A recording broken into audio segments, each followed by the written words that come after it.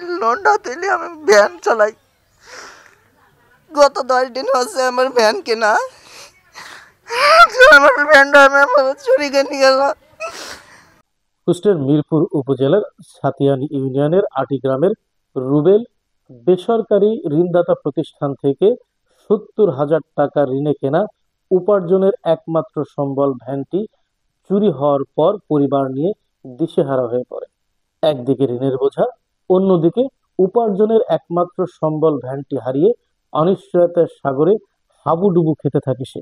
বিষয়টি জানতে পেরে অসহায় এই ভ্যান চালকের পাশে দাঁড়ায় জেলা ছাত্র দলের সাধারণ সম্পাদক তসলিম উদ্দিন নিশাত। ভ্যান হারানোর 2-3 দিনের মাথায় নতুন একটি ভ্যান কিনে দেন এই ছাত্রনেতা।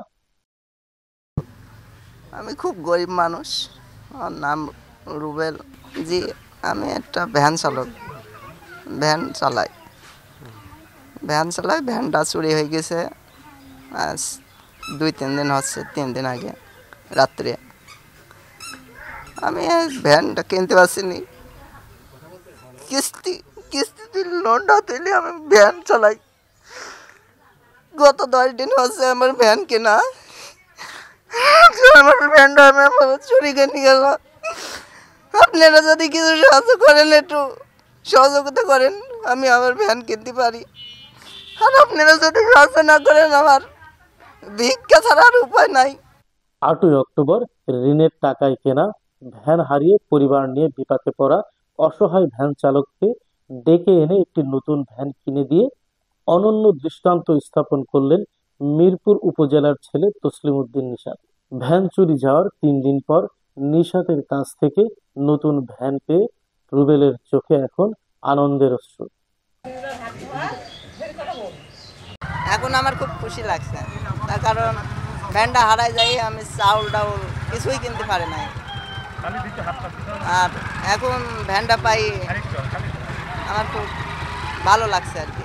তারিক রহমানের পক্ষ থেকে নিশাত ভাই আমাকে এই ভ্যানটা উপহার দিয়েছে, এতে আমি খুব খুশি। এলাকাবাসীর পাশাপাশি ভ্যান চালক রুবেলের স্বজনরা অসহায় মানুষের পাশে দাঁড়ানোর জন্য এই ছাত্র নেতার প্রতি কৃতজ্ঞতা জানান। ভ্যান ছোট ছেলে চালাইতে, ওই ওর পাড়ি সংসার চলে। 2টো ছেলে নিয়ে এখন একেবারে বাবা অসহায়, আম্মুর চলতে পারিনি, কাজ করতে পারিনি, এখন করবো কি? ছেলে তার কি কিনেও দিতে পারছে, মানে পেটের ছেলে যেরকম এরকম শ্রদ্ধা করতে হবে তাকে। তাছাড়া তো আমার ছেলে আর চলার মতন কায়দা নেই, 2টো ছেলে নেই। নিশাত ভাই যে ভ্যানটা দিল, এখন দিয়ে খুব ভালো লাগতেছে, বুঝছেন। সে আছে আয় রোজগার করতে পারবে, সে সংসারটা ভালোভাবে চালাতে পারবে। তার হাত আজ 2 দিনে একদম শূন্য হয়ে গিয়েছিল, অসহায় মানুষ। নিশান ভাই, আল্লাহ তাকে দীর্ঘজীবী করুক, তাকে আল্লাহ ভালোবাসুক সবাই। সে হচ্ছে 10 জনের একজন হোক, সে খুব ভালো লোক। আল্লাহ যিনি তাকে ভালোই বাসে, সে যিনি সম্মান সব জায়গায় পায়। নিশাদকে ধন্যবাদ জানাচ্ছি। এই জন্য আরও গতকালকে রাত্রে যখন শুনলাম যে নিশাদ এই রুবেলের ভ্যানটা হারা যাওয়ার কারণে একটা ভ্যান দিবে, তখন থেকে আমরা আমাদের মনের কাছ থেকে খুব আনন্দ উপভোগ করছিলাম যে নিশাদ একটা ভালো ছেলে।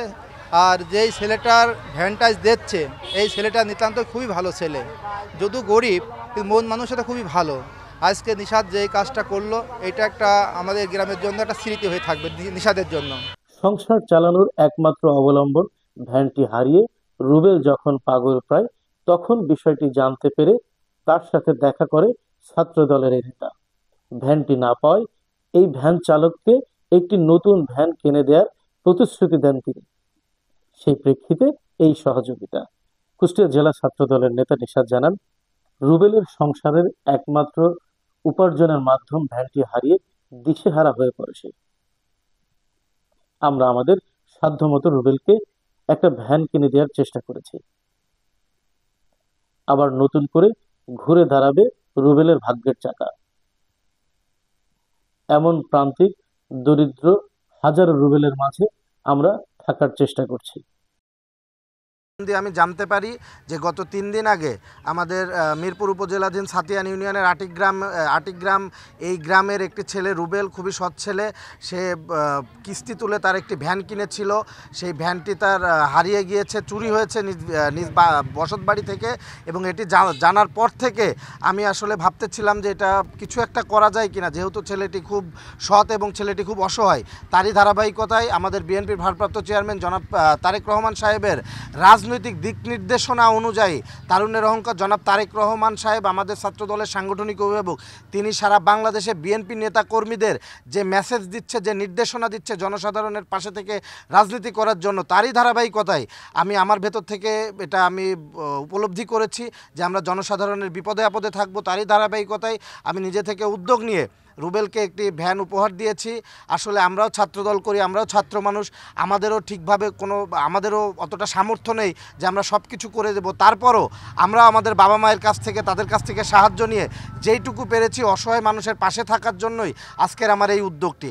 আমি সমাজের বিত্তবানদের বলবো, আমাদের সমাজে অনেক অসহায় আছে যারা দিন আনতে দিন ফুরায়, যারা ঠিকভাবে 3 বেলা খেতে পারে না। সকল বিত্তবানরা যদি এই অসহায় মানুষদের পাশে দাঁড়ায়, তাহলে আমার মনে হয় আমাদের সমাজে কোনো অসহায় মানুষ আর থাকবে না।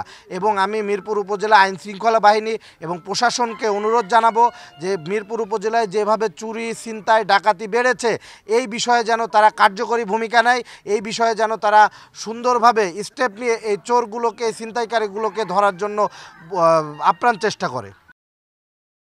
তুহিন আহমেদ, এটিএন বাংলা, কুষ্টিয়া। নাকি ভ্যানে